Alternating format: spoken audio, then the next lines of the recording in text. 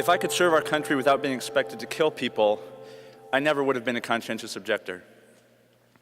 I enjoyed the challenge and satisfaction of knowing that I volunteered for some of the most demanding training, like jumping out of airplanes, rappelling out of helicopters, 25-mile road marches.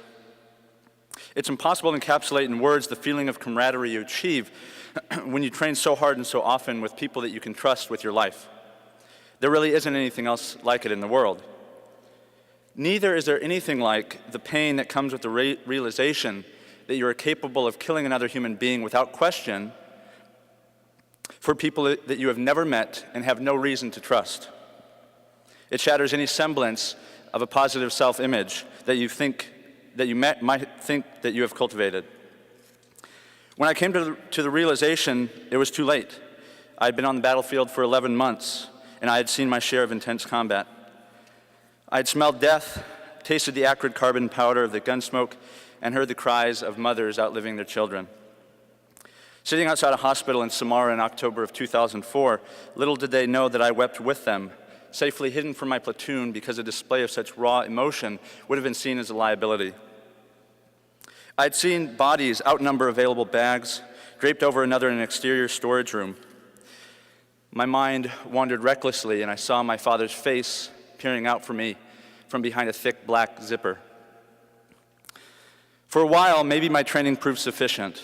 Perhaps it had adequately numbed me from the stark reality that I had encountered in Iraq. I returned home and reflexively forced these experiences and others like them to the furthest reaches of my mind, hoping that time, in fact, healed all wounds. It doesn't.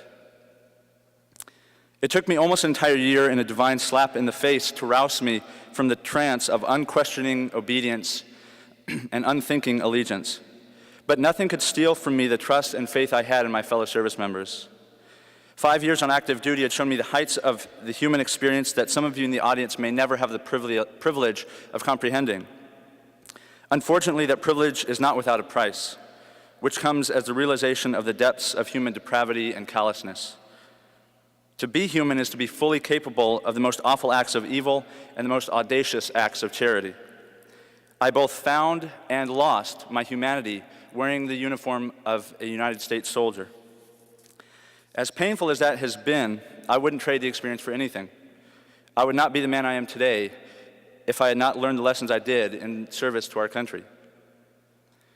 For this reason, when I came to what the regulations called my crystallization of conscience, which is a misnomer because our consciences are always evolving, I decided that I would not seek discharge.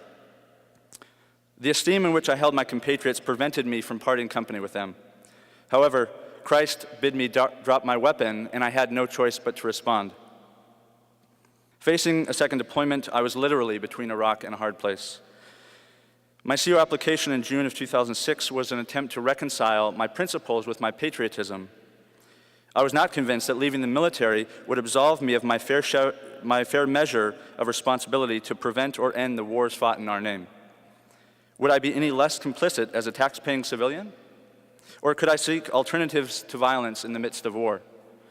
I was inclined to believe the latter, which is why I took the road least traveled. Fortunately, I had a few shining examples of non-combatant courage that had paved the way, such as Desmond T. Doss and Joseph G. LaPointe, both conscientious objectors who were awarded the Congressional Medal of Honor. It is my distinct honor, in fact, to have discovered recently that I had deployed to combat in the very same unit of a third Congressional Medal of Honor winner who was also a CO, Thomas W. Bennett of Bravo Company, 1st of the 14th Infantry Regiment, 25th ID. After my commander berated me as a coward and insisted I was somehow aiding the enemies of America by asking to return to Iraq unarmed, I was forcibly reassigned to a unit that would not deploy.